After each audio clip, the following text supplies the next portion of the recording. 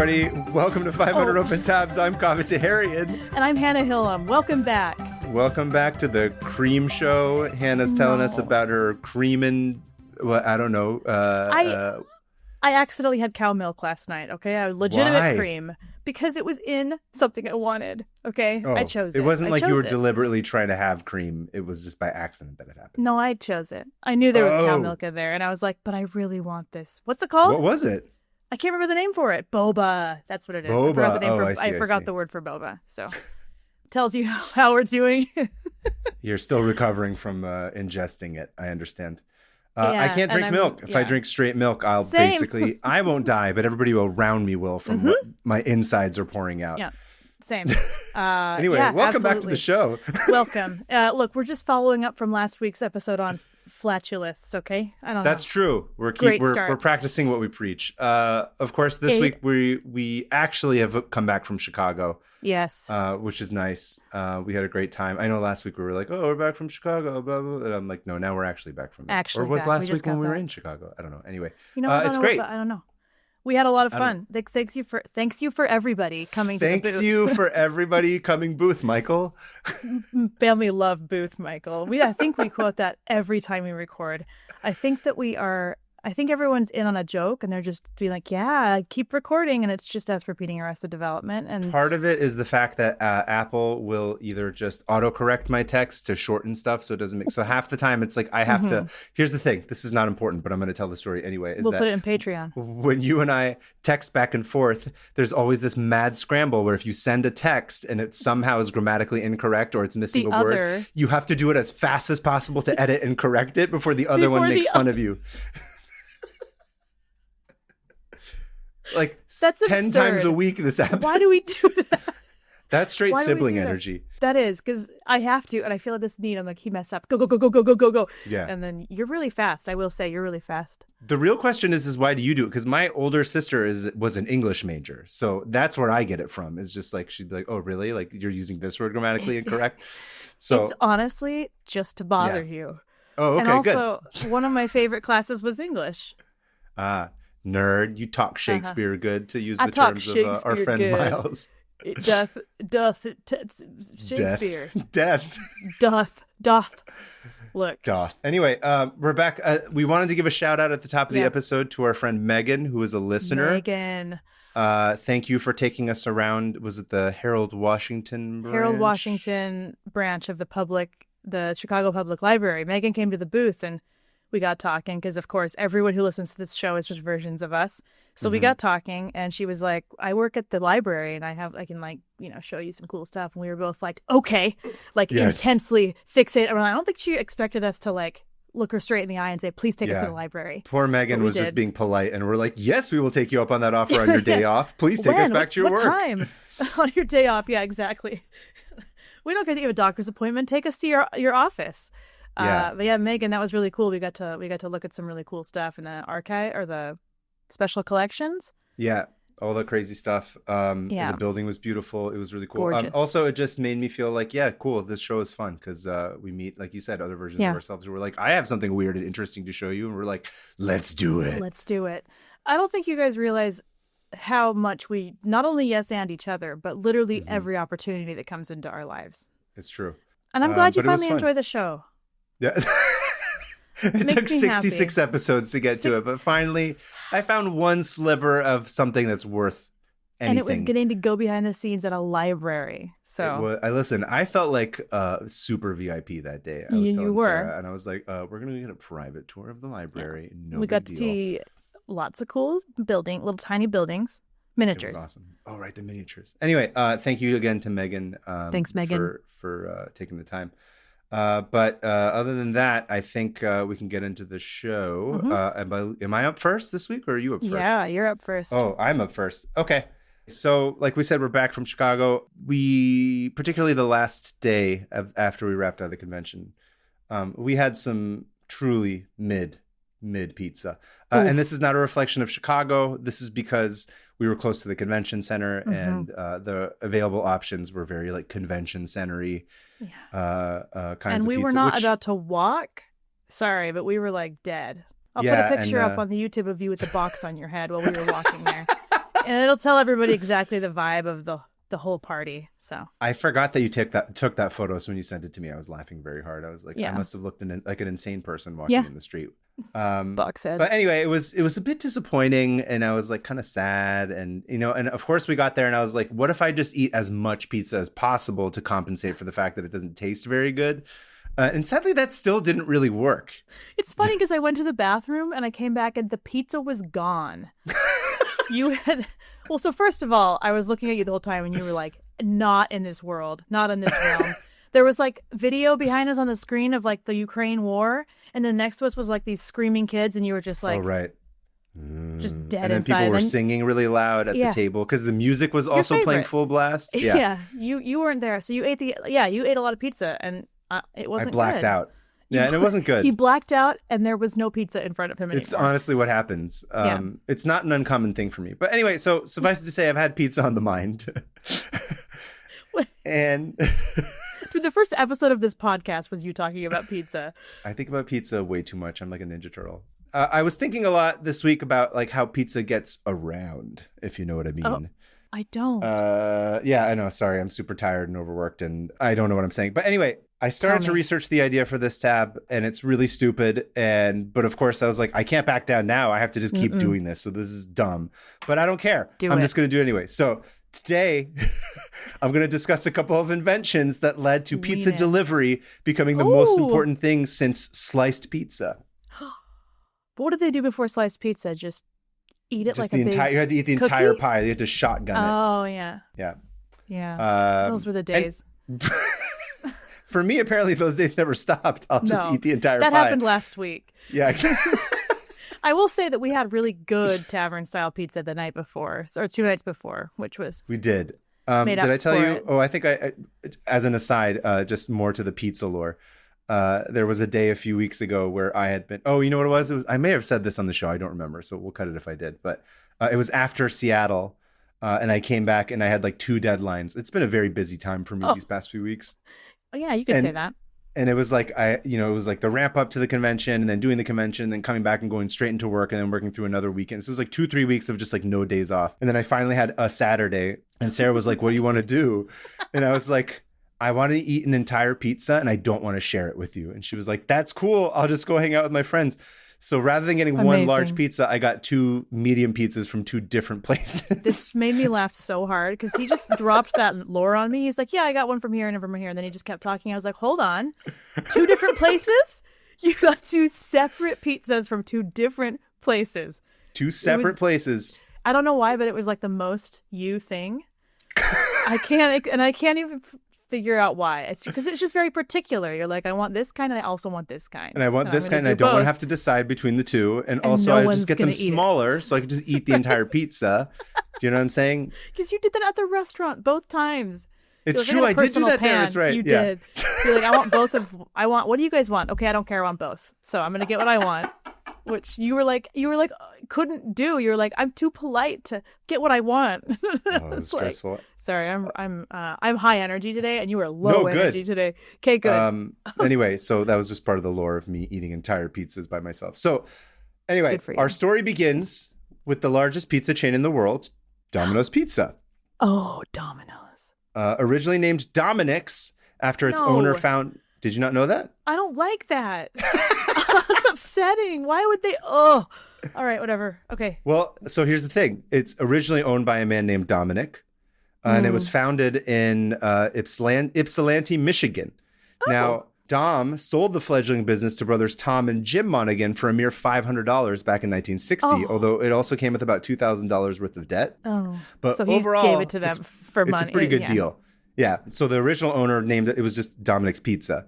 And then he sold it to these 2 dudes, Tom and Jim. Now, the popularity of pizza had exploded, particularly after World War II. Dominic Monaghan? Sorry, you said Monaghan and Dominic. So, Tom and Jim Monaghan. Oh, okay, I thought we were talking about Mary Brandy Buck from Lord of the Rings. Exactly. No, Mary and Pippin had opened up Domino's Pizza back in 1960, which is something that they would have done. They'd hand me a big fat joint, and they'd say, come in and eat some pizza. You're part of this world. You have to eat a pizza. I don't know. I'm not on my best. I think you are. So obviously World War II, all those GIs were using the Michelin Guide to find the best place to get a slice when they were stationed in Italy. But, then there's the post-war economic boom. White people get a little bit of scratch and they desperately want to run away from black people. So bada bing, bada boom, the suburbs are born. And sometimes your lobotomized housewife mother doesn't feel like making a nutritious dinner of cigarette butts encased in neon green jello. So the family orders pizza and watches Howdy Doody and pretend like they didn't just put all those Japanese people in internment camps. Dude, you said you're not your best right now, but I beg to differ. That was beautifully constructed. You brought in 7 other episodes. I was very angry yesterday, just reading the news. Anyway. Oh, yeah. Yeah. Yep. Anyway, in that town, so Eastern Michigan University was in the same town as Dominic's. So things went okay as long as school was in session. Because as we all know, college kids will essentially eat anything. Mm-hmm. But once it was like winter or summer break, sales would take a huge hit for pizzas. And it took such a hit that Jim got super annoyed and was like, this business sucks. Eat shit, bro. I'm out. And basically forces Tom to buy him out. And he's like, I'm leaving. And pretty soon Tom was the only guy left running the business. Oh, Tom. Siblings, am I right? Can't trust them. Ugh. All they do is correct your texts and tell on you. I don't know. That was my siblings and I was always like, if you tell mom anything, I'm going to hit you. And it was violent. We got violent. We would literally. And then my mom was like, you're 6 years older than your brother. You have to stop hitting an 8-year-old. And I was like, dang it. We would beat you up. Go on. Anyway, so Tom, he's basically like, I'm basically up Schitt's Creek. I don't have a business partner anymore. And I have this business that's in debt. And now all these college kids aren't buying pizzas when I'm in the middle of the off season. So he's got to make money really quickly. So what does he do? He comes up with this idea to strip everything down to its bare bones. Just pizzas and drinks, one type of crust, and limited toppings. Because, of course, the more complicated things get, the longer they take to make, the less Zaz are sold. It's a very simple idea. So strips it down to the bare minimum, bare bones, and he hires a couple of extra dudes to help out and be delivery drivers. Okay. And pretty soon, they're the best game in town, getting you your pizzas delivered directly to your front door, which, ironically, at that time, you probably never would have let a Jewish person pass through, but that's besides the point. Hey, you know what? Let's just pretend that. Listen, America that would never... has been awful for a long time. Yeah, Stop pretending. Reminder, Stop pretending. It was never great. Right. It was only great for middle-aged white dudes for 10 years. That's it. Yeah. No, I just was all the stuff I was reading and all the videos I watched are just it was great. And then they go to the suburbs and suburb pubs and I'm like, that's called white flight. No, they were running away from They didn't want their kids to be around other black people. They were we don't want to be around black people for really no reason besides fear mongering. Also, we're not going to let them get houses that they can get pizzas delivered to. They're going to be refused. So we're going to make the most boring, horrible sprawl that you've ever seen. And then that's going to take over America. And then now I can't walk to the store. Sorry, I'm being very woke today. Look, you've already, here's the thing. You can say one thing and I'll be like, I'm activated. Yes. I'm active. I hate the suburbs. I live in the suburbs. I hate it. So these white kids are driving pizzas around town and not getting pulled over and harassed by the police, and business is great. They're knocking on strangers' doors and being given money. Yeah, look, it can only happen in one place, and that is the suburbs. So wait, what year was this again? This starts in 1960s when they found when they get the pizza place, when they get Dominic's. Before this, I forget the year that they actually transitioned to. There was no what? Pizza delivery? Oh no, but they were. There was pizza deliveries. That's what I'm going to get into. Is how the game changed. Yeah. Oh, I see. Okay. So at this time there is pizza delivery, but the pizzas aren't keeping super great. And there's some these weird, wacky ideas for delivery containers at the time of these weird metal containers. Most common was placing the pizza on a large plate and shoving it into a paper bag as if it was having a panic attack. So that sounds awful. Here's your bag. They hand you a grease-soaked bag with a plate of pizza in it. I mean, that's literally what they used to do. Yeah. Naturally, it's an absolute disaster. The bag steams up and it makes everything all limp dick and droopy, and the cheese slides off. There's grease everywhere. Cannot abide a flaccid pizza. Okay? It's always what I say. I will say that to the day I die. I love it. You heard it here first, folks. Hannah Hillam cannot abide a flaccid pizza. I need an erect slice of pizza. So stupid. Okay. Rock go. hard. Rock. Rock hard. Oh. Woo. So also, you're really only kind of moving like one pie at a time. Right. It's not a very efficient way of doing it, and it was horrible. Mm-mm. But Tom has an idea. Oh, good. What if you delivered pizzas like you delivered packages in the mail? Like Toss the it mail. in a box. And he comes up with this very specific design. First off, he uses corrugated board. And what's that? You might ask. Thankfully, the internet exists, and I found someone who was very excited to explain the many nuances of box making. Oh, I love that. So I pulled up some images. This was actually articles from like early 2000s internet, and it was even better. Ooh, okay. See, that is when it was fun and good. Yeah. So here's an image of what corrugated board looks like before it's glued together. Yeah, there it is. So essentially, what it looks like is it's like a sandwich where there's like one piece on the top and one piece on the bottom. And the middle of it is like this wavy kind of board. So if you look at any pizza box and you look at it on this from the horizontal angle and you look at it from the side, you'll see it. You'll see it, yeah. That's kind of how most cardboard boxes are, though, too. A lot of them have corrugated. Yeah. It depends on what they're being used for. But specifically in regards to, so this is directly taken from Power Packaging, the untapped pizza profit builder, pizza packaging overview and history. That is so it's specific. coralconcepts.com/pizza packaging history. It's amazing. Oh, I love discovering those little gems that are still there. This is like the golden age of the internet where you're like, I wish I could find like somebody who's way too into like pizza packaging and like how boxes work and then give me an exact explanation with patents and drawings and stuff in it. But first you have to scroll through literally the first 7 pages of Google to find this at all, because there was no Google. What did we do? I'm just going to send you the website so you can see the bright yellow background that the text is on, which makes it even better. This is incredible. Right. This is old school. It barely loads. Hold on. This article describes the often ignored but high potential world of pizza packaging. Virtually everyone has quote unquote experienced hundreds of pizza boxes, yet few know anything about the vessel that carries their favorite food. I love this so much. This is beautiful. That neon green. Also the guy, the pizza delivery guy with his, you could tell they made that like in like Microsoft, whatever. Microsoft Paint or something. Yeah. For the latest cost-saving new green pizza boxes, click here. Where does that take us? Oh, and then there's downside of the traditional box, which is a whole other article, which is about the pros and cons of structural options of paper versus plastic. This is so good. Oh, look at the guy who wrote it. Oh, yeah, he's amazing. He looks like he's fly fishing. I love this so much. Cool concepts. Anyway, he's got a mustache. Yellow. He looks like everyone's dad from the 80s. Yep. God bless this guy. Anyway, who got a hold of a computer. Yeah, it's amazing. Anyway, so from the website, it says paper packaging is often divided into 2 groups based on 2 types of board used in making it. Number 1, paper board, also known as box board, carton board, or cardboard. And 2, corrugated board, also known as corrugated fiber board, corrugated paper board, and combined board. For decades, the public has referred to corrugated board as cardboard, but this is technically incorrect. Oh. Paperboard is sometimes referred to a single sheet of very thick paper.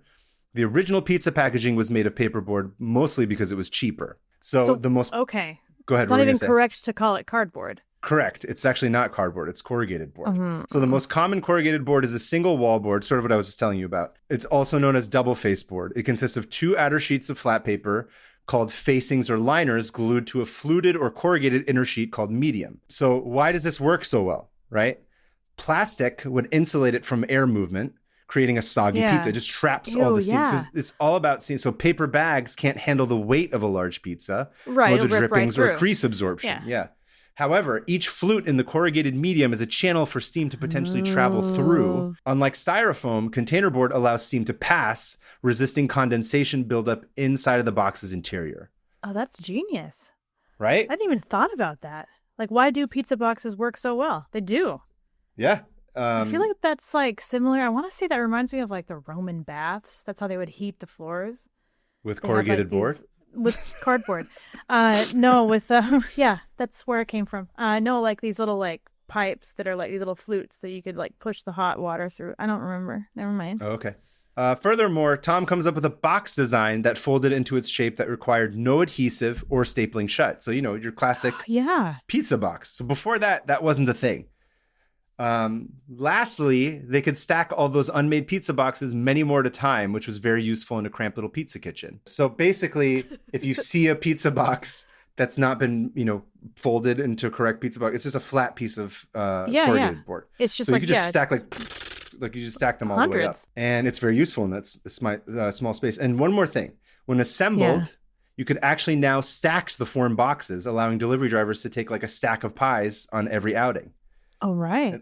Right. So the next thing you know, business is booming. And it's basically, this is the crux of what is so crazy to me, is that inventing a specific kind of box to deliver pizza was a weird bottleneck that was holding back like an entire industry. The whole industry. Look, if you think about it, that's literally how it is. It's like, you can't just show up with a bag of pizza. I mean, One's it just is like not very good. But no one's ever going to do that. That's like, this is so cool. I didn't even think about this. Isn't it wild? Yeah. Because it's like, it has to be a specific box. It has to be. Basically, just by inventing the box, the entire pizza industry kind of explodes. And took off. Crucially, Tom famously never patented the design. Oh, Tom. So pretty soon, everyone just copied it without having to pay, allowing the pizza industry to reach insane heights. Yeah. Dude, these men, so far, all these people are like, well, I'm selling this for $500. Oh, I'm out. Oh, I'm not going to copyright this. Like, these are some not great business decisions. I don't know. I think Domino's has been pretty okay for itself in the long run. Fine. Yeah, you're right. I still love a good Domino's, even though it is kind of gross sometimes. I love a Domino's. Speaking of tavern style, their thin crust Domino's is basically like their version of a tavern. I love it. My mom calls it the hors d'oeuvre pizza. She's like, because it's so light. It's like having an hors d'oeuvre. She doesn't have that accent, but that's what I say. She's right. Also, your mom sounds fancy. She is very fancy. I've met your mom once. Chic. She was that's what she always loves to say. Yeah.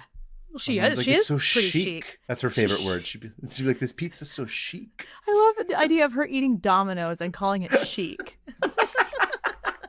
I want the chic pizza. It's very chic. It's not like the weird doughy gross one. It's the chic pizza. I mean, I agree with her. The doughy pizza makes me want to. I can't have it. First of all, it makes my tummy hurt. Too much cream in it. Anyway. My favorite pizza topping. Just cream. Just I bake it and then I cover it in like heavy whipping cream at the end and just throw it into the box. Yeah. Ew. Anyway, so that's sort of that's basically the idea of the box. But wait, there's more. No.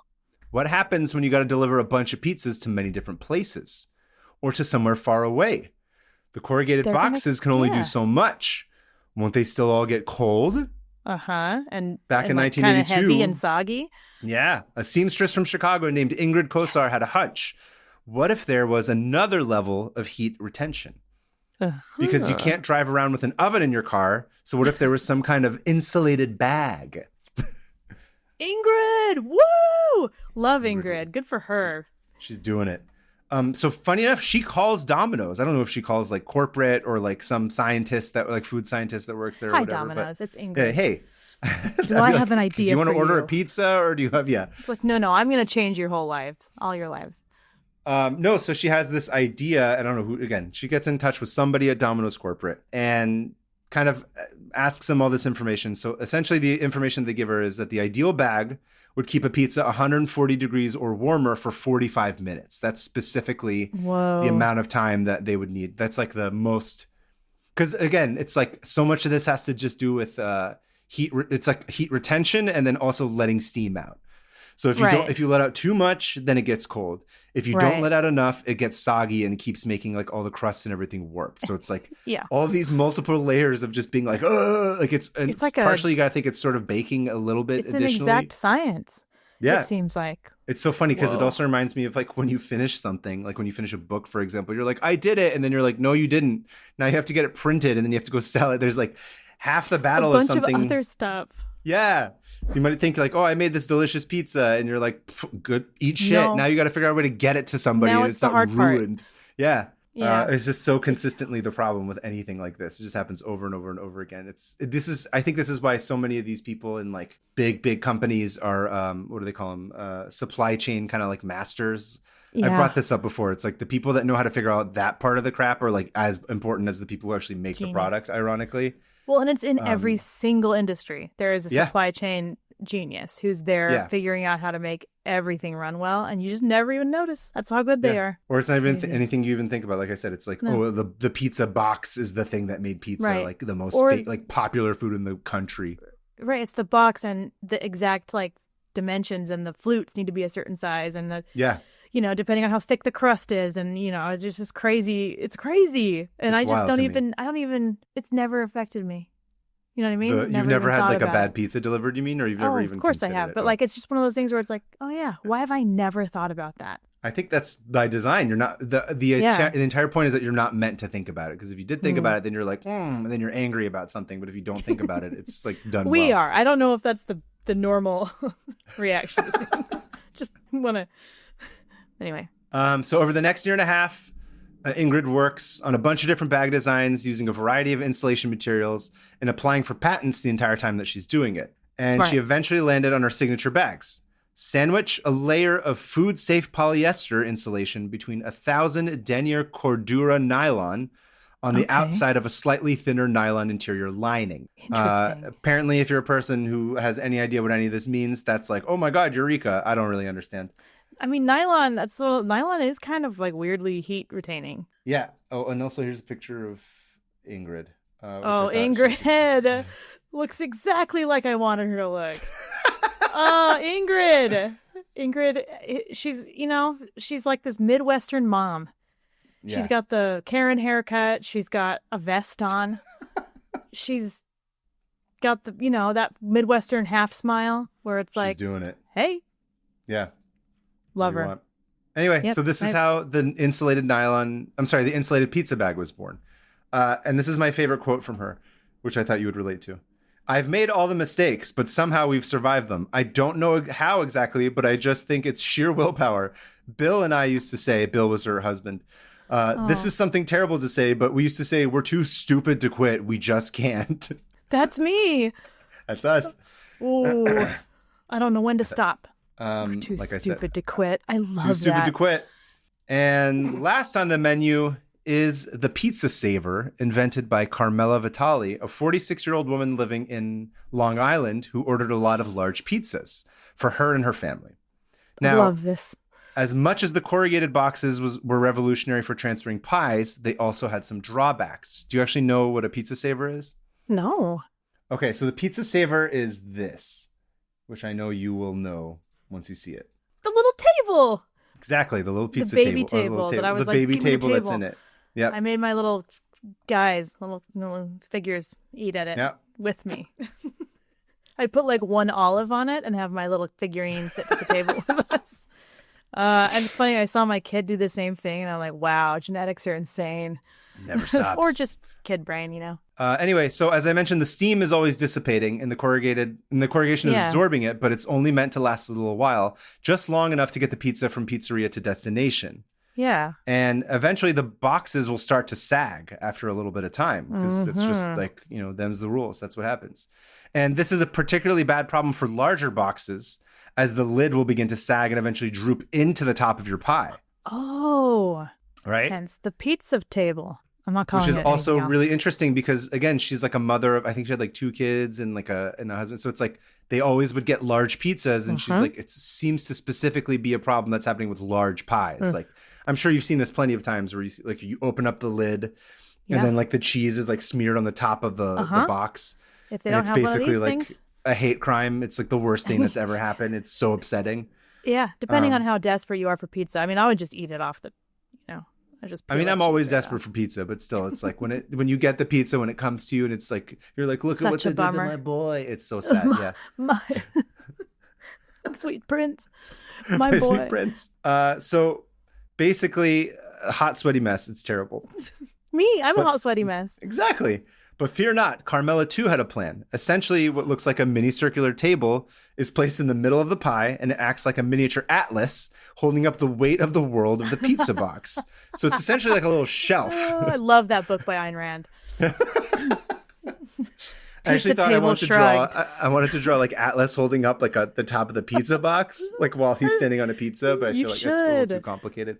It is really also wanna very do it. niche, and you are so busy, so don't do that. It's true. Also, she files a patent, but like look at the drawing of the patent, which I thought was awesome Ooh. too. Who drew that? I love that.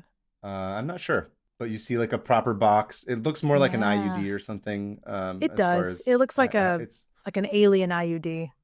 yeah, Why and then would it's it got need like the 3 side prongs? view of it, like when the box is closed, and then like the pizza is all shaded in. It's pretty look cool at looking though. The handwriting, the text for figure 1, 2, and 3, and 4.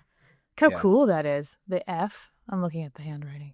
Pizza So saver. she too filed a patent for that. That was granted in 1985.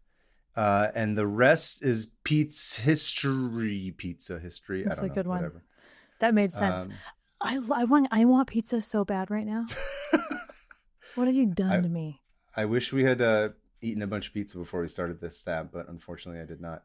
I had 1 piece of cheese. I thought that it was really weirdly fascinating to Yeah. think about bottlenecks that have nothing to do with the actual product. It's like how well the product itself is made, but how to get the product to people in a more efficient way. Right. And how it actually made this whole business boom. Yeah, it's pretty crazy. And the fact that Tom Monaghan didn't patent it. So it's generally seen that Domino's is the one that invented it. Yeah. It's not official. It's not like on the record books, but generally speaking, everyone's like, yeah, Tom. Yeah. So the legend goes. But I just think it's interesting that like when you don't patent something, it could go both ways. Yeah. In one way, it's like, oh, it sucks that guy lost out on a lot of money, but also it's cool that everybody got pizza as a result of it in a much more efficient way.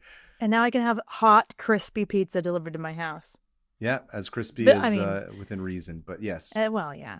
Yeah, that's awesome. Yeah. Thank you. Fun. Yeah, anyway, that's the tab about pizza boxes and pizza savers and the bags and everything. If you enjoy pizza, share this with the pizza. Please send it to your pizza friend. No, send this to a pizza. Literally send this episode to a pizza. Your friend that is a piece of pizza. Or Pizza the Hut, if you know him, if you're familiar with him. That's a reference you probably don't get. I do know that one. You do know that one? Yes. Pizza the Hut. We'll send out for you. Isn't that from Spaceballs? Yeah, you got it. Yes! I got scared for a second. I was like, is that from Spaceballs? That was the first movie Sean ever made me watch, and we were 14. Nice. He was like, you've not even seen Spaceballs? Sit down. And, one of my earliest childhood memories is seeing Spaceballs in the theater and with my aunt and like my mom or something. And then we stayed after it finished, and then we watched it again because you could just sit in the theater. This is in the 80s. You could kind of cheat. Yeah. Now people used to go in and just swap theaters all day when we did that. Such a good part of our childhood was like sneaking into another movie after you get one movie. Speaking of the suburbs, like you either hang out at the mall or you just hop theaters. Yep, that's true. Oh, that's all it was. Anyway, that's my tab. Awesome. Thank you. That was great. It was like a good, nice, like solid package.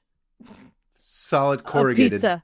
Board. Yeah, it's not cardboarded. It's corrugated. Not flaccid. Yes, it's corrugated. Rock hard tab. That was a rock hard tab you delivered today. I like how a year ago I was like, we're not going to be gross we're going to keep it not gross, and slowly we've just gotten grosser and grosser. But you know what? I don't care. So listen, that's just the way it went. You got to just roll with it. Yeah, roll with it. So speaking of shapes and geometry, well, it's funny when you said pizza because my whole tab today is kind of about triangles. Oh, I thought it was going to be about pizza. I was really excited. No, but you can pretend it's about pizza. Okay, I'm just going to, in my mind, it's going to be about pizza. Yeah. I also wore Triangle Man shirt. Triangle! Because today I'm going to be talking about Pythagoras. Pythagorean theorem? Yeah, one of your favorite people, an ancient Greek man, who love the ancient Greeks. Didn't steal any of his ideas from anybody, not even all of them. We need more ancient Greek representation. That's what we need in the media. Here's right. We don't see enough Greek gods. We don't see enough. Not nearly enough. Men don't talk about it enough. They need to talk more about the Greeks. The tab I have for you is about Pythagoras and his death. Nice. And I found, don't worry, he's gonna die at the end of this.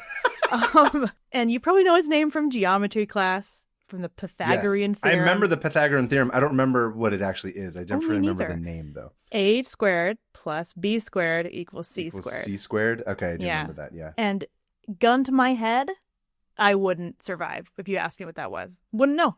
Don't know what it is. Something about an angle?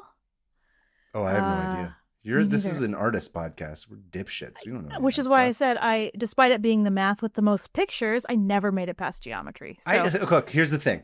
People always said that to me, that they were Yeah. like, oh, you're an artist, you'll like geometry. Geometry, I did not like because it was less precise and it gave me anxiety. But for some reason, algebra was a lot more satisfying to me, and I don't Same. understand why. Because it was a lot more straightforward. Geometry is like, we're going to talk about angles and and decimals. Oh, I hate decimals. Decimals drive me decimals insane. suck. To this day, I don't understand decimals. Yeah. Dude, just 1 or 2, round it up. I hate that shit. I don't round it up. Who cares? Yeah.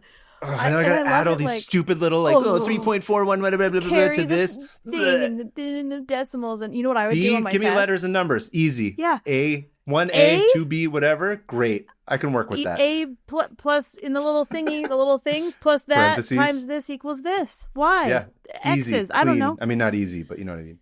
None of it's easy, and Nothing it was makes nice sense. when I finally figured out that I have that literal learning disability. What's it called? Dyscalculia, which is like, Is that a thing?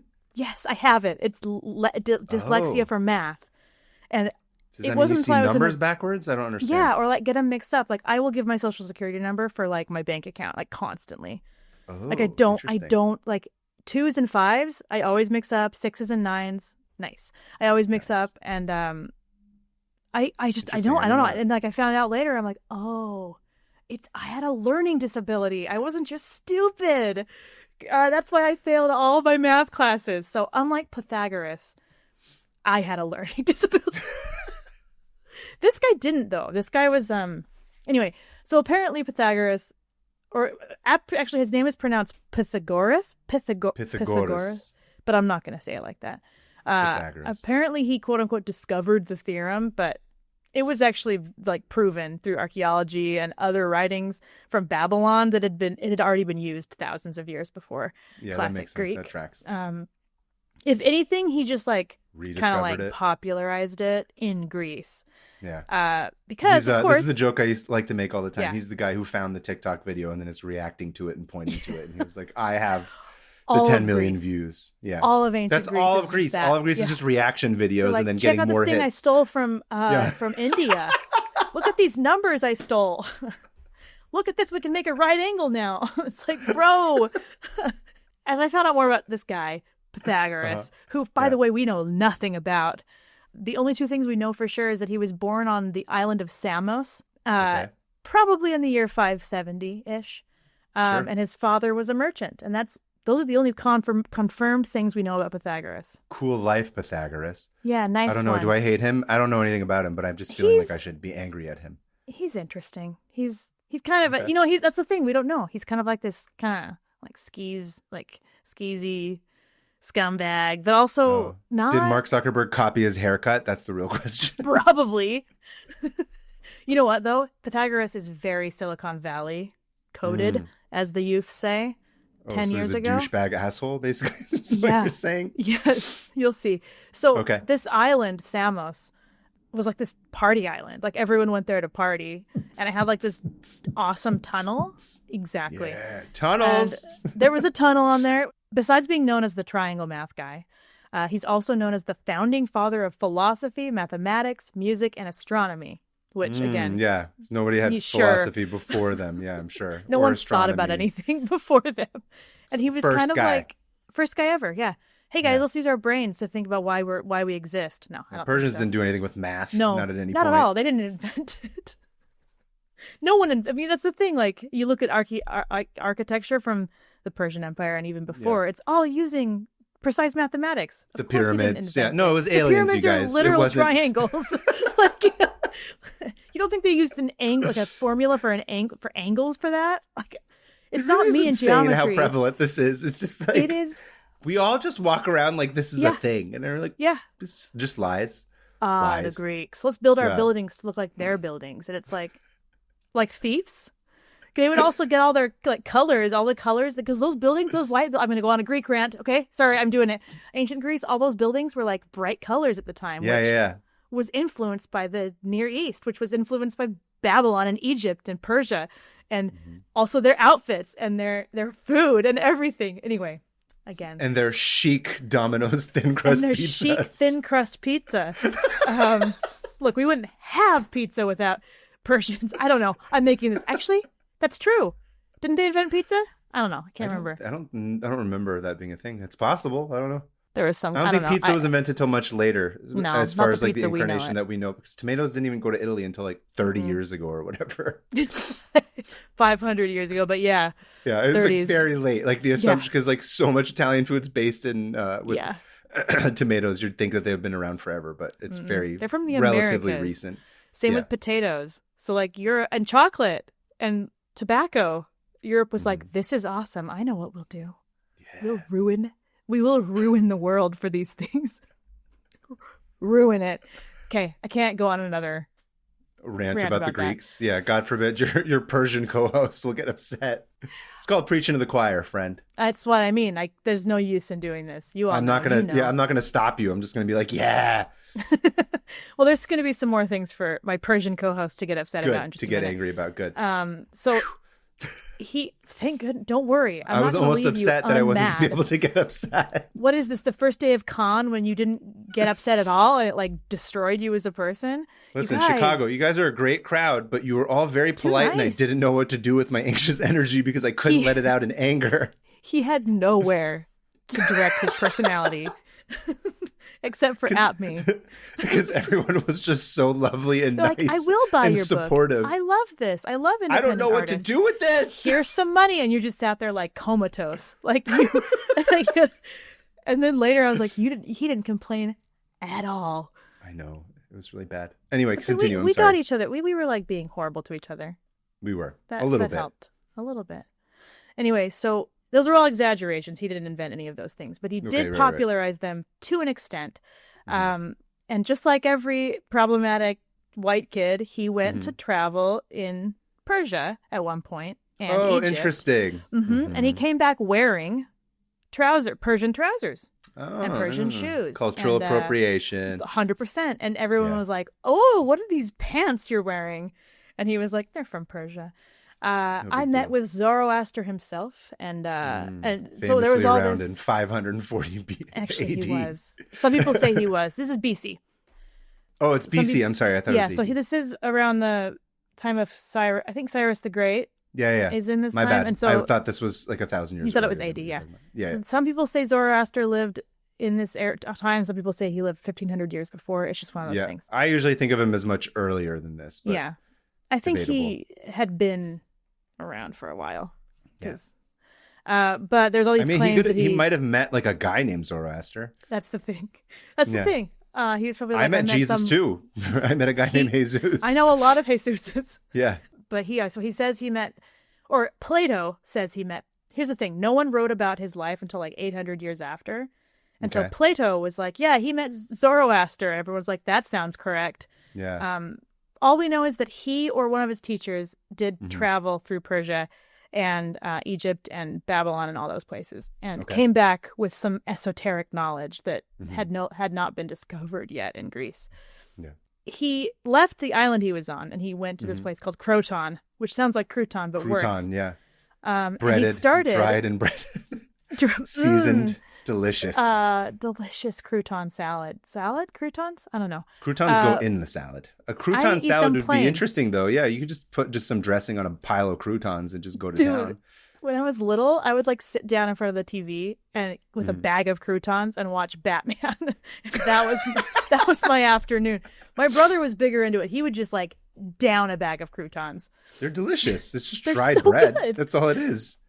It's just leftover. Like, I think croutons are originally, I could be wrong here, but I think they're just day-old bread that like dried out, and they're like, oh, just toss have you ever made croutons? Salad. I've never made them, no. Yeah, you just dry bread.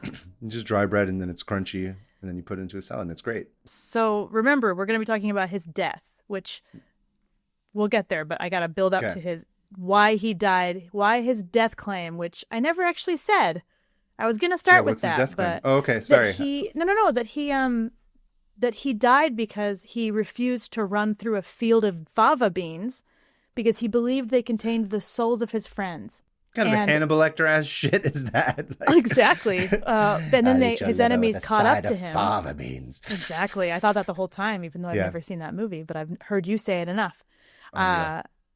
but he was running from enemies, and he apparently was like, I can't step on these beings. They're my friends. The souls of my friends are in them. And so he got slaughtered instead of running through a field of beans. So I figured out, I need to figure out if that was true, because that sounds insane. And this is my whole pathway to figuring that out. So Okay. this is where the kind of weird parts of his life really start to take off, when he's around 40, which everybody, it's never too late to start a cult. Say, my life's just gotten weirder and weirder ever since I hit 40. And you do the Pythagorean thing and just start a cult, because that's what he did next. He started a cult. Listen, I'm in the cult of eating an entire pizza by yourself every time you go somewhere and having 2 of them. No one else is allowed in that cult. Nobody else. I mean, you can you can be part of my cult, but you can't eat my pizza. You have to order your own pizza. Don't touch it.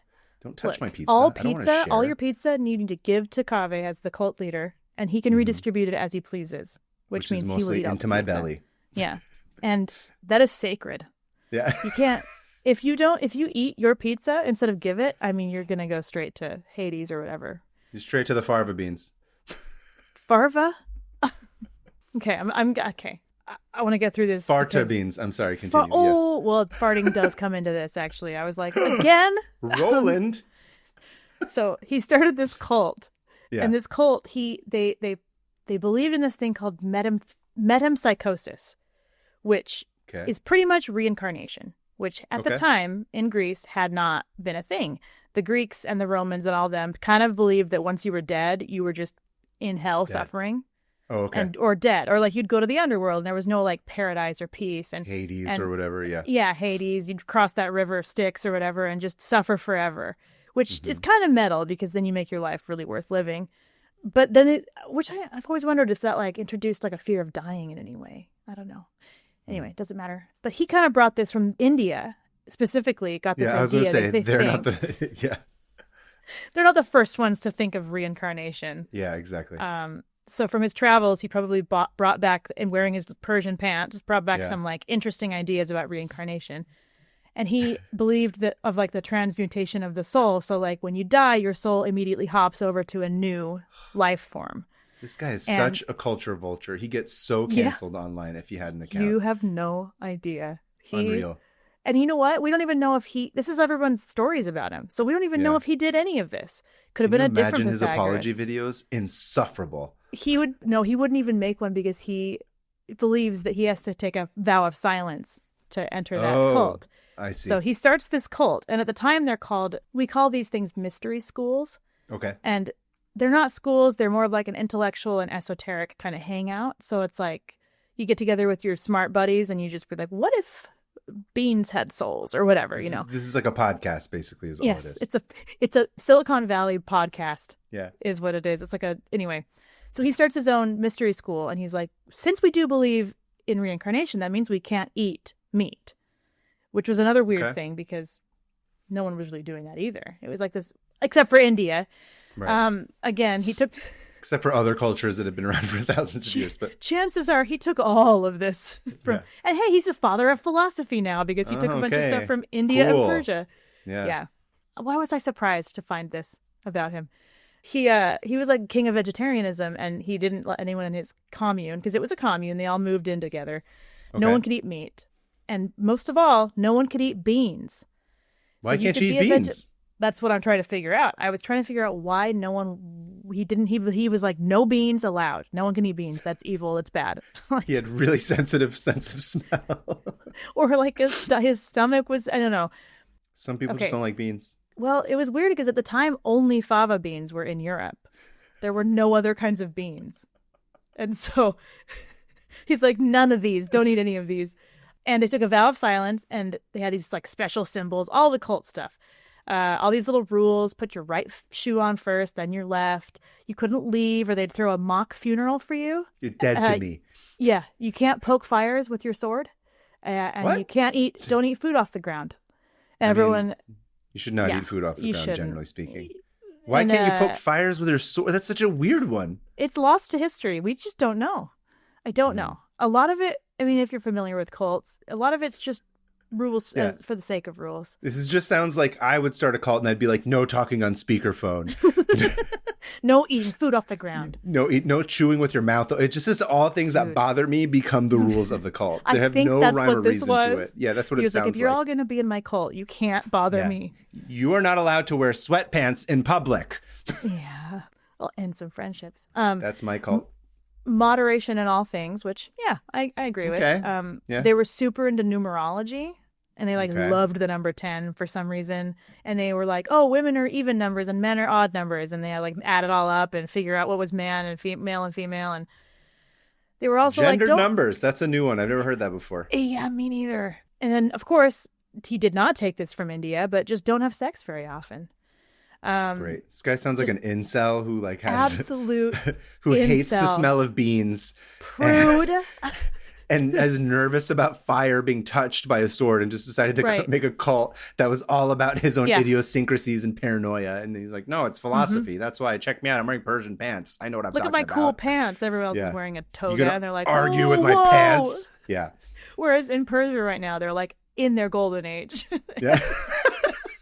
And this little Greek dude's like, whoa. They're Yeah. like, we don't care about you at all. Yeah. They're like, you get took all out the of wrong here. lessons from this. You just took pants from us. Yeah. That's literally it. Yeah, they look cool. Yeah. And it's practical to wear pants. Idiots. Pants are great. Anyway. Huge fan of pants. Big Don't fan. you hate pants? No, I don't hate pants. What is that from? Simpsons. I'm sorry. It's when Krusty is doing stand up at Moe's and he's become a weird anti-corporate smoking a cigarette on stage, and then I think it's Homer. Homer's basically like, oh man, I hope he tells us to burn more things because his pants are itching like crazy. And then Krusty's doing his act and he's just like, don't you hate pants? Because he just wants to take his pants off. Part of your cult will be just reciting Simpsons quotes. Yeah. He also taught harmony of the spheres, which is just that math makes the stars and planets go around. And that same with music.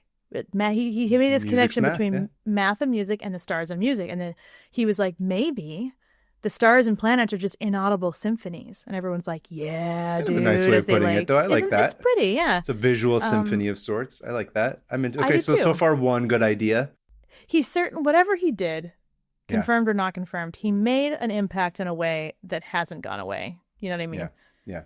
And no one can really pin exactly when or why or if it was him, but this all got attributed to him throughout the years. Yeah. So this could have very well been several other people, and then they kind of just put it on him. Anyway, I got into this. Mm-hmm. Right. This guy, he was weird. He also got made fun of a lot. Everyone writing about him was like, this guy thinks beans have souls. And I started getting into why beans, you know? Yeah. I get animals. I get that. At one point he saw someone hurting a puppy and he's like, I heard that puppy scream and that sounds like my friend. You're hurting my friend. Stop. And the whole town was like, you're an idiot. Yeah. And absolutely roasted him. Yeah, that's sad. You shouldn't hurt puppies. That's not nice. Shouldn't. Yeah. Don't do it. You shouldn't hurt puppies because they're puppies, not because they're your dead friend. Right, exactly. Do they have to have a soul of a human in it? This whole idea, the whole construct of humans seeing themselves as separate from the rest of nature is just, it's funny. Another book I'm reading, it's what they're talking about. Yeah, it just is it's funny. It just hits on these topics where I'm just we're animals. It's insane. It's insane. Yeah. I'm the hierarchy of I'm no, none of that. No, just live in harmony with things. What's that? Is philosophy. Interesting. Thinking our way into stuff, thinking that we are above any of this. Right. And all that sets us apart is that we can think a lot about stuff. Listen, I don't know. As somebody who overthinks all the time, undo it, dude. I don't just undo it. Take it back 6 steps, revert down to iOS, whatever, 1.0. I am tired of being on 16. I don't want this anymore. It's too much. It doesn't even work. Nothing works together. You open one thing and it links to a different thing. I don't want Incompatible. Too many programs I just running. want to dig holes. Okay? Can we go back to just farming? Yeah. I don't even want to farm, dude. That's way too much for me. Yeah. I want to dig a lot holes of and work. put seeds in them. That's all fun. I want to do. I don't want to harvest. I'm more of a gardener than a farmer. I like to tend to the plants rather than having to deal with crops. That's is a Sean. lot of work. See, I like figuring it out, what will grow best in this and when. Yeah. Should we start a cult? I think we kind of have. But we're terrible you're cult right. leaders is the We're problem. so lazy. Everyone in the Discord's like ready to be part of a cult, and we're like, Yeah, oh, they're just like, just lead us. And I'm like, I don't know. I haven't checked the Where? Discord in 3 days. I'm sorry. I got distracted. So this guy, so I was trying to figure out why fava beans, and I found these links between fava bean plants and how they look, and how they're kind of compared to looking like a ladder, and that there could be some link to the ladder to the underworld. And Sorry, that I need to look up fava beans specifically why you say this. And I don't really know why they linked their plants. I mean, the way they look, it kind of looks like you could climb it like a little ladder. I mean, I wouldn't think that, like the wild plant itself, I think, or the so, actual yeah. like the thing in the pod and all that. The plant. So the fava bean, Flava the fava bean plant at the time, I guess they said it was kind of creepy looking. Okay. Or like it kind of like evoked death, or it kind of looked like there was like a legend that said that you could climb it down to the underworld. So like Pretty metal. I like that. beans were, yeah, right. But there was also this theory that the human soul was made of air, or that That's interesting. ethereal things were made of air. And so air is associated with fava beans because they make you gassy. True. And it's like the soul trying to leave the body. Yeah. That's it's kind like, of crazy. So here's the thing. We don't really know exactly why they're associated with this. It's lost to history. So somehow I think people think that it's like maybe they associated the gassiness with like being unhealthy, or like it being air of the soul. And that maybe if you ate these beans and got gassy, that was the soul that was like wrecking your tummy. I could totally see that, especially like whatever 2,000 years ago or something, Yeah. whatever it was. I'm like, I could see the connection there. Mm-hmm. I could see it being, because also he was saying that you needed to eat healthy, and like I know that back in the day a lot of gut things were considered like you took care of your gut, like that was like in early America they were like, don't drink any hot drinks because it'll be like damaging to your stomach. Yeah. And so, but there's all these kind of weird, old wives' tales about stuff like that. So I could easily see it being that way. And then I could see this cultist who was obsessed with numbers and souls and math and music just being like, dude, those things have souls. Yeah. And I think they're my friends.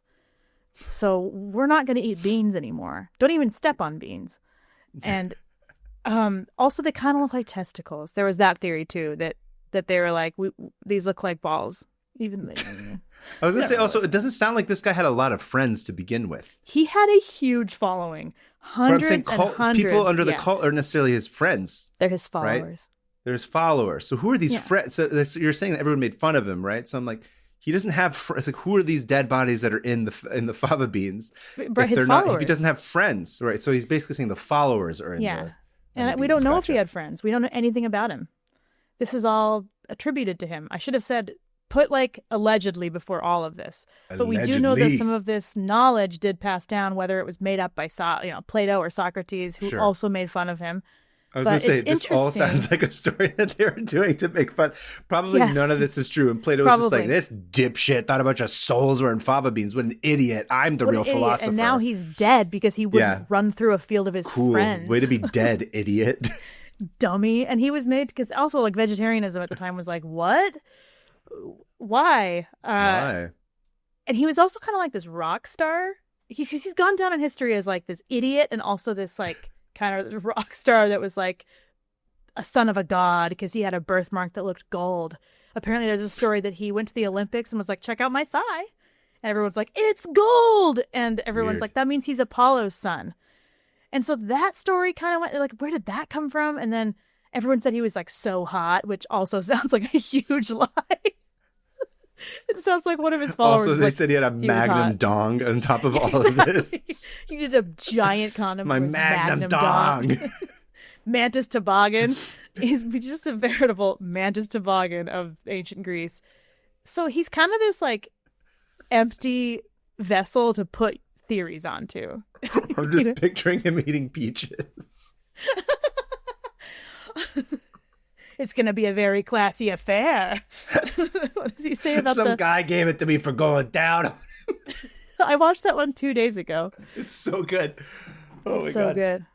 Sorry, I'm just derailing you. Continue. It's the point. It's the point of this podcast. So he's got a magnum dong that's covered in gold, which makes him the son of a king of right. a god. They're like, Sorry. well, and then he was apparently like an oracle named Pythos, which is where his name comes from. Told his mom that she was going to have this haughty, buff, awesome, genius boy for a son. Boss boy. That's also probably... He's a boss boy who doesn't eat beans. He's a bean boy. He's a bisexual bean boy. Bisexual bean boy. Bean breakfast boy. I don't, here's the thing. He was also like, again, allegedly not fun. Like, he just like wouldn't. This guy sounds like every single thing that anyone needed at any point to tell a story about this guy. It's exactly what Pythagoras is. Everyone's like, yeah, he did this. And everyone's like, yeah. Cool. And then there was, up until like the 1700s and 1800s, they still called vegetarians Pythagoreans.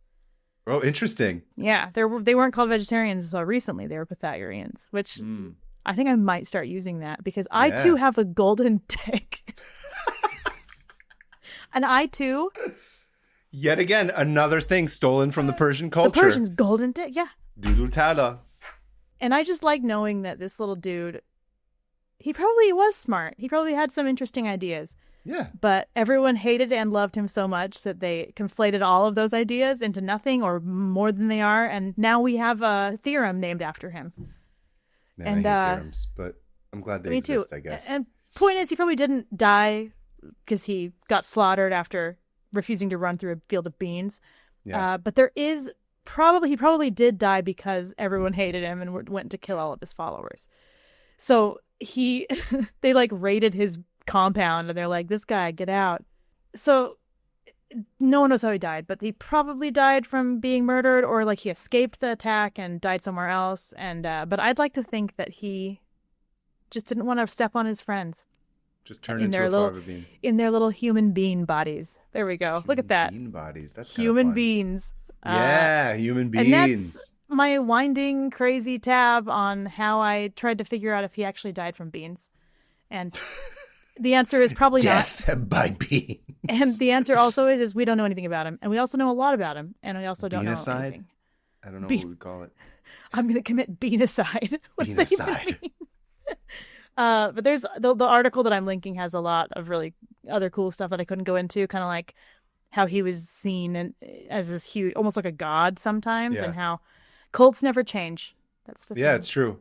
Also, gut health never changes either. We're just as worried about it now as we were before, as we were 1,000 years ago, I've got gas. 2,000 years ago. It's the soul of my friend trying to leave soul my of my body. friend trying to escape my body. I like that. That's what I'm going to say next time I rip a real bad fart and people are like, ew, that's gross. I'm going to be like, you're insulting the soul of my friend. Yeah, it's like the soul of my friend just exited from... Yeah, that's a ghost leaving. That's not me farting, okay? Farts are ghosts of the animals. Farts are ghosts leaving the body. That's a good sticker. That is you know what? You're right. It's a good bumper sticker. Yeah, farts are ghosts. I'm here to say my campaign message, which is farts are ghosts. That's it. Trying to leave the body. Trying to leave the body. And Pythagoras was not cool. I don't know. Was a culture vulture. Culture vulture. Awesome. So, thank you for that tab. That was a lot of fun. I like dunking on the guy that apparently everybody else has been dunking on for 2,000 years. Yeah, and also just assigning everything to. That's the second gassy tab you've done in a row, which is fun. I didn't mean to. I went into this not expecting there to be any farting involved until, of course, there's beans. Beans. I also did a kind of businessy one last week anyway. So this one's all about it was about Vietnamese nail industry and how that blew up. And this one was about pizza and how that industry blew up because of a small invention. But anyway, that was fun. Thank you for that. Now we're going to come to the part of the show where we close our tabs. How are we? We can't do another fart. We did farts last week. We're not doing another fart. How about we do... steam escaping a box? How about... Pizzas. A soggy pizza slopping and falling off onto a piece of How about a bag of pizza? How about someone just throwing something in a bag? Like a crumpling bag sound. A crumpling bag. Or... I don't know. That's it. Let's cook our tabs like a pizza. Put them in an oven. That's a good one. All right, Alyssa, go crazy. Ding! You want to call it? You want to count us down? Yeah. Ready? Yep. 3, 2, 1. Sizzle, sizzle, sizzle. Yeah, do like a sizzling sound, like a pizza. All right, moving on to listener emails. Yeah, you go first. Our first email is from, I believe it was Seta. We met this person at C2E2, and I believe they said that their name was like Satan with no N. So I'm going to, that's what I remember they said to us. So I'm going to assume it's Seta if I remember correctly. But Okay. Dear Cobb and Hannah, incredible getting to meet y'all at C2E2. I work with dime novels, which are basically 19th century proto comic books. I remember Captain this person. Volcano is one of the many examples of queerness in the 19th century pop culture stories. It is rare in that the text explicitly describes Volcano as queer, parentheses, whether lesbian or transgender is ambiguous as a matter of history.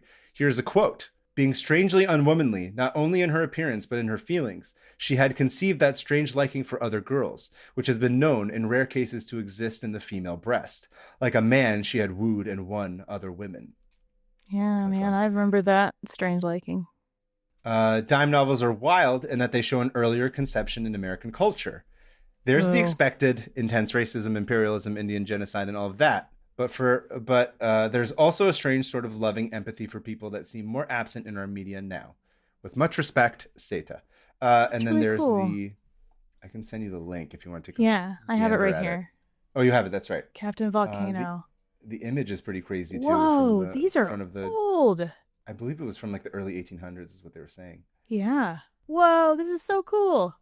Also, it is something that I've noticed, like reading about like early like queer people, that it was way more of like a whoa, look at this interesting thing, rather than like a get them out of here. You know, it was almost like a curiosity in a lot of ways, especially transgender people back in like the early 1900s. Mm-hmm. Like there was that Christine, what's her name? The very like she got she transitioned in like after world. She's like a soldier, transitioned after World War II, and the whole world was like, you know, she's a woman now. Look at, you know, and they like, didn't cool. misgender her. They like, it was this crazy phenomenon where it was more of a curiosity before it became something that people were insane about. You know what that makes me think of is, have you heard the theory of, it was Mark Rothko and like, what's his name?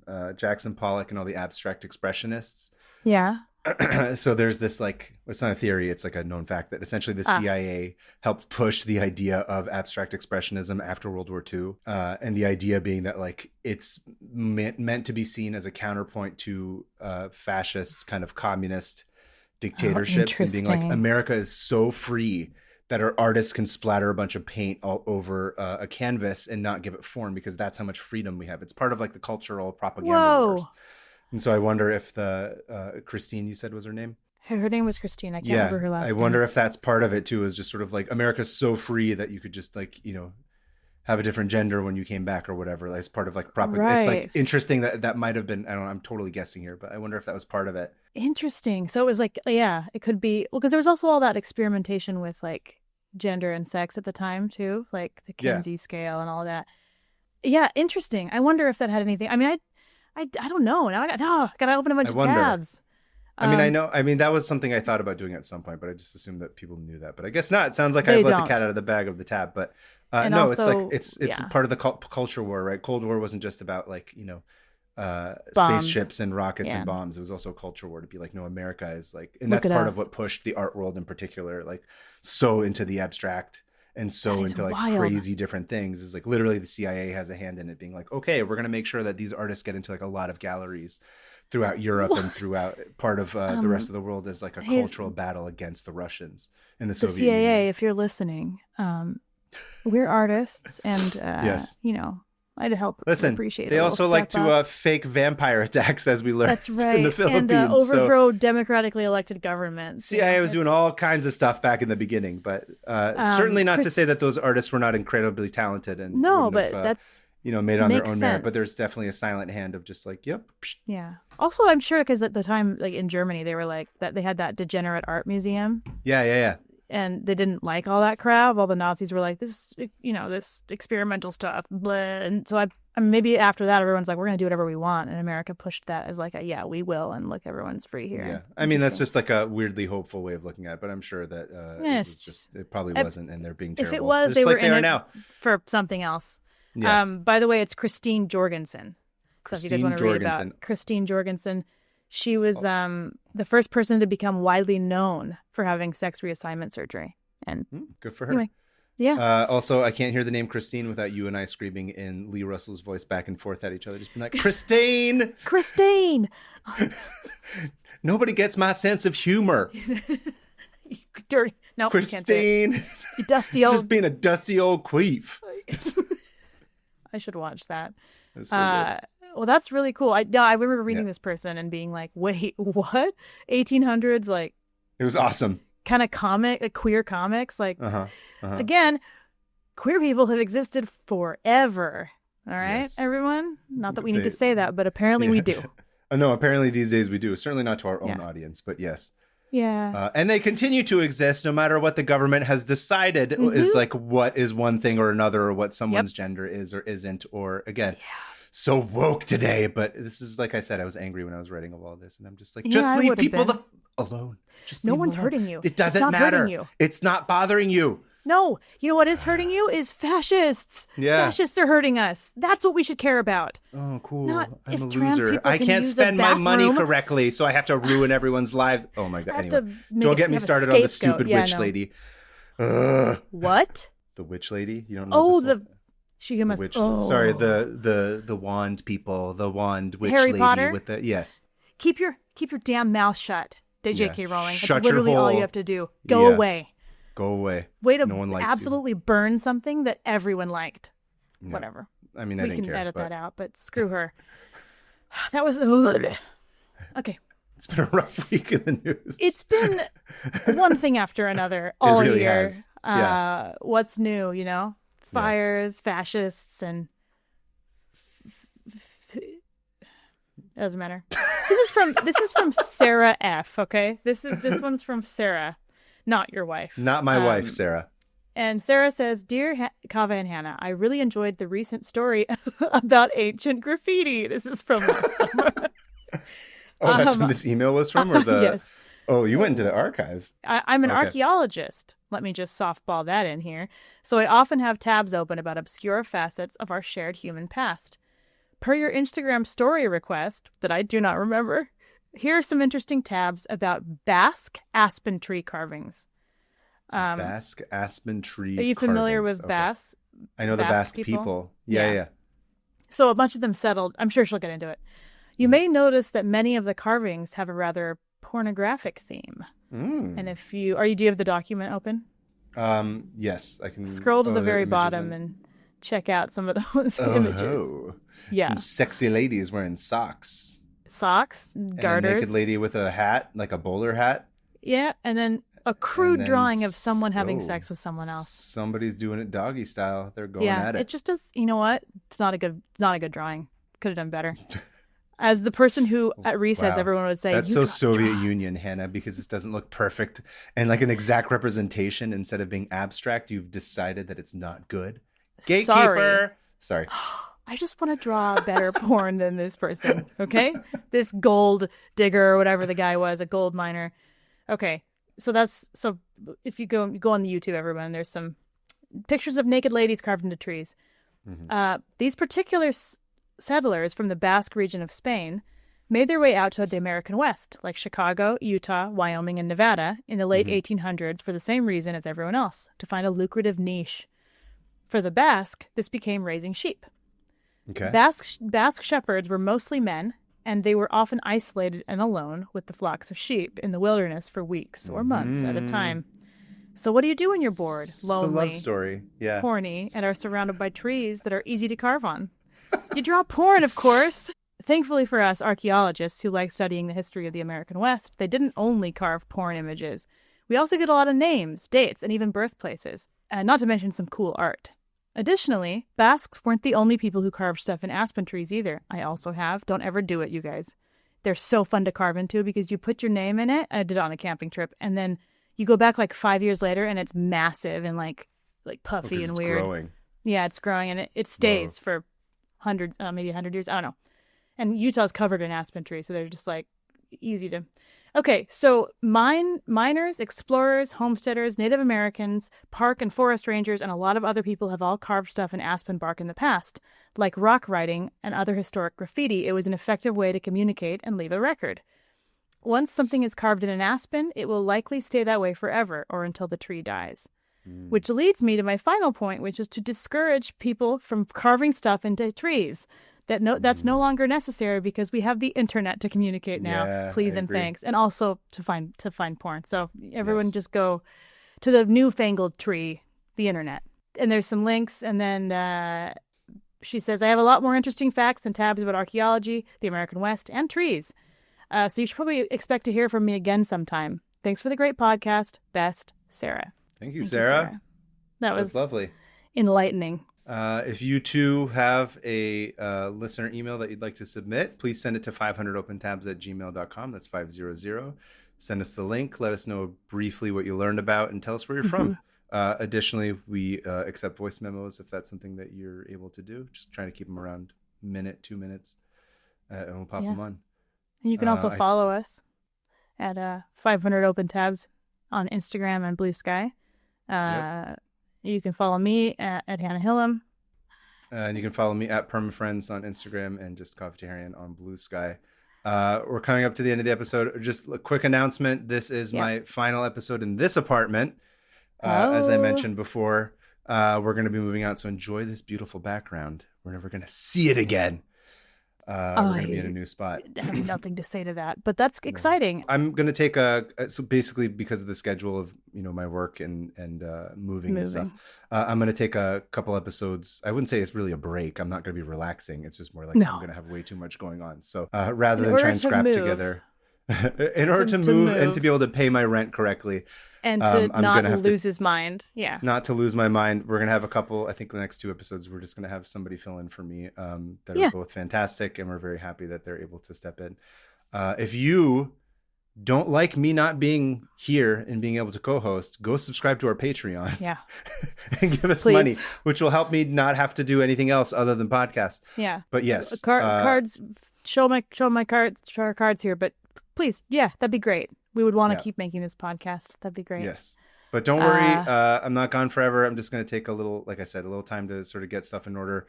And then when I come back, I'll be in the new space and hopefully everything will be set up. But so just heads up. I won't be here for the next 2 episodes. But we got some great hosts lined up. Yeah.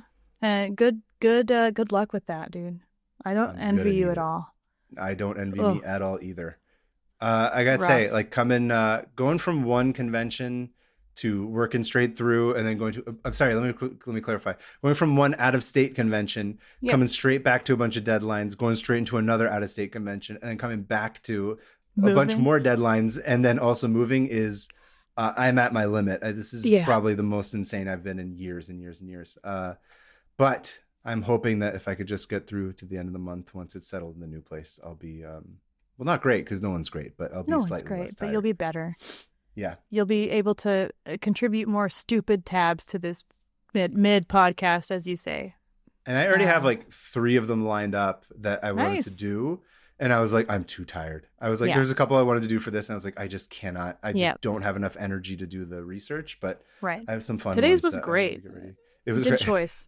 Thank you. Good choice. I'm glad. I was like, I need to do something so I don't go insane after I came back from Chicago. But anyway, I'm complaining too much. But anyway, you good luck, Hannah, on your next couple episodes. I'm sure they're going to be fantastic. Yeah. You're like, never done this before. You've never not been on this podcast. It's going to be a first. It's true. I've never missed a single episode. So this is because I was gone for my book thing. Your book tour. Yeah, you were gone for a few. But you get to be the boss boy for the next couple of weeks. Enjoy it. It's a lot of fun to be in charge of making sure that things get delivered. I'm sure you're going to love it. I'm the bisexual boss boy in town. You're the bisexual boss boy now. Don't get drunk with power. I am too lazy to. Unlike Pythagoras, I don't care about being in power. So, but seriously, follow our Patreon. I put a bunch of extra clips up there, a bunch of dumb stuff we edit out, and some lore. And then we also have a YouTube and a Discord, and those are all linked in the show notes. All in the show notes. Yeah. But so for the next couple of weeks, I will see you at the Gwen Stefani tribute toilet, and I will be waiting. So in the toilet? Yes. Okay, fine. All right. I will be waiting. See you guys soon. Nothing else to say. Bye. Bye.